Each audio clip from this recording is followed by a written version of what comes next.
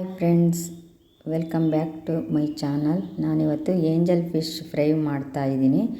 ಅದಕ್ಕೆ ಬೇಕಾದಂಥ ಇಂಗ್ರೀಡಿಯೆಂಟ್ಸನ್ನು ರೆಡಿ ಮಾಡ್ಕೊಳ್ತಿದ್ದೀನಿ ಖಾರಕ್ಕೆ. ಈಗ ಕೆಂಪು ಮೆಣಸನ್ನು ಕಾಯಿಸಿದ ನೀರಿನಲ್ಲಿ ನೆನೆಸಿಟ್ಕೊಂಡಿದ್ವಿ. ಅದನ್ನು ಈಗ ಜಾರಿಗೆ ಹಾಕ್ಕೊಂಡಿದ್ದೀನಿ. ಒಂದು 10-15 ಆಗುವಷ್ಟು ಕೆಂಪು ಮೆಣಸು, ಹಾಗೆ ಒಂದು 2 ಟೀ ಸ್ಪೂನು ಕಾಳು ಮೆಣಸು, ಹಾಗೆ ಅರ್ಧ ಟೀ ಸ್ಪೂನ್ ಆಗುವಷ್ಟು ಜೀರಿಗೆ, ಒಂದು 3 ಟೀ ಸ್ಪೂನ್ ಆಗುವಷ್ಟು ಕೊತ್ತಂಬರಿ ಬೀಜ, ಹಾಗೆ ಒಂದು ಅರ್ಧ ಇಂಚು ಶುಂಠಿ,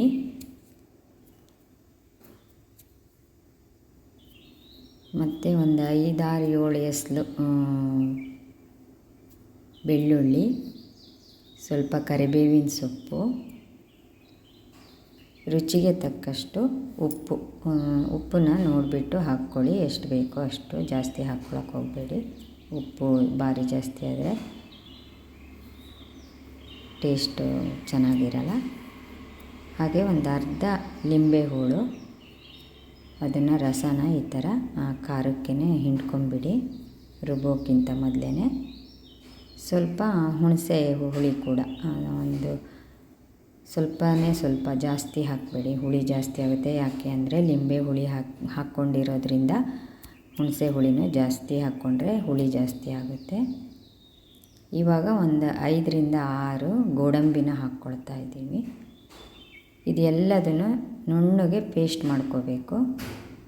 ಈ ಥರ ನುಣ್ಣಗೆ ಪೇಸ್ಟ್ ಆದಮೇಲೆ ಮೊದಲೇ ಅರಿಶಿಣ ಹಚ್ಚಿಟ್ಕೊಂಡಿರ್ತಕ್ಕಂಥ ಫಿಶ್ಶಿಗೆ ಆ ಖಾರನ ಅಪ್ಲೈ ಮಾಡಬೇಕಾಗುತ್ತೆ. 2 ಮೈಗೂ ಚೆನ್ನಾಗಿ ಕೈಯಲ್ಲೇ ಹಚ್ಚಿದರೆ ಚೆನ್ನಾಗಿರುತ್ತೆ. ನನ್ನ ಮಗ ಕೂಡ ಇವಾಗ ನನಗೆ ಹೆಲ್ಪ್ ಮಾಡ್ತಿದ್ದಾನೆ. ಅವನೇ ಖಾರನೆಲ್ಲ ನೋಡಿ ಈ ಥರ 2 ಮೈಗೂ ಅಪ್ಲೈ ಮಾಡ್ತಿದ್ದಾನೆ.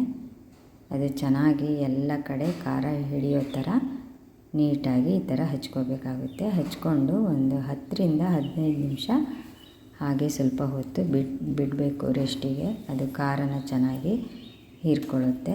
ನಂತರ ಒಂದು ಕಬ್ಬಿಣದ ಕಾವಲಿಗೆ ಸ್ವಲ್ಪ ಎಣ್ಣೆ ಹಾಕಿಬಿಟ್ಟು ಕಾದ್ಮೇಲೆ ಫಿಶನ್ನು ಈ ಥರ ಫ್ರೈ ಮಾಡ್ಕೋಬೇಕು.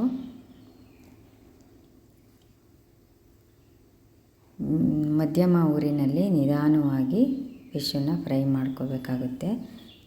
ಜಾಸ್ತಿ ಉರಿ ಇಟ್ಕೊಂಡ್ರೆ ಫಿಶ್ಶು ಚೆನ್ನಾಗಿ ಬೇಯೋದಿಲ್ಲ ಒಳಗಡೆ ಎಲ್ಲ. ನಿಧಾನವಾಗಿ 2 ಮೈಯನ್ನು ಬೇಯಿಸ್ಕೋಬೇಕು. ಚೆನ್ನಾಗಿ ಬೆಂದ್ರ ಮೇಲೇ ಮೈಯನ್ನು ತಿರ್ಸಿ ಮತ್ತೊಂದು ಮೈಯನ್ನು ಬೇಯಿಸ್ಕೋಬೇಕಾಗುತ್ತೆ. ಇಲ್ಲದಿದ್ದರೆ ಅದು ಪುಡಿ ಆಗೋ ಚಾನ್ಸಸ್ ಇರುತ್ತೆ. ಪುಡಿ ಆದರೆ ಮತ್ತೆ ಅದನ್ನು ಎತ್ತೋದಕ್ಕೆ ಸರಿಯಾಗಲ್ಲ, ಎಲ್ಲ ಪುಡಿ ಆಗಿಬಿಡುತ್ತೆ. ತುಂಬ ನಿಧಾನವಾಗಿ ಅದನ್ನು ಎತ್ಕೋಬೇಕು. ನೋಡಿ ಇವಾಗ ಒಂದು ಮೈ ಬೆಂದಿದೆ, ಇನ್ನೊಂದು ಮೈ ಸ್ವಲ್ಪ ಬೇಯಿಸೋಣ. ಇವಾಗ ಬೆಂದಿದೆ. ಈಗ ನೋಡಿ ಬೆಂದಿರ್ತಕ್ಕಂಥ ಮೀನನ್ನು ಎತ್ತಿ ಒಂದು ತಟ್ಟೆಗೆ ಇಟ್ಕೊಳ್ತಾ ಇದ್ದೀವಿ. ಈಗ ಎಣ್ಣೆ ಇರುತ್ತಲ್ಲ, ಆ ಎಣ್ಣೆಗೆ ಹಚ್ಚಿ ಉಳಿದಿರೋ ಅಂಥ ಖಾರನ ಆ ಎಣ್ಣೆ ಒಳಗೆ ಹಾಕಿ ಆ ಎಣ್ಣೆನಲ್ಲೇ ಆ ಖಾರ ಫ್ರೈ ಮಾಡ್ಕೊಳ್ಳೋದು. ಹಸಿ ಎಲ್ಲ ಹೋಗಿ ಅದು ಚೆನ್ನಾಗಿ ಬೆಂದಾದ್ರ ಮೇಲೆ ಈ ಥರ ಅದನ್ನು ಮತ್ತೆ ಈ ಫ್ರೈ ಮಾಡ್ಕೊಂಡಿರ್ತಕ್ಕಂಥ ಫಿಶ್ ಫ್ರೈಗೆ ಈ ಥರ ಅಪ್ಲೈ ಮಾಡಬೇಕು. ಆವಾಗ ಟೇಸ್ಟು ತುಂಬ ಚೆನ್ನಾಗಿರುತ್ತೆ. ಖಾರವಾಗಿ ಹುಳಿಯಾಗಿ ತಿನ್ನೋದಕ್ಕೆ ತುಂಬ ಚೆನ್ನಾಗಿರುತ್ತೆ. ಇವಾಗ ನೋಡಿ ಈ ಥರ ಆ ಖಾರನ ಹಚ್ಕೊಳ್ತಾ ಇದ್ದೀವಿ.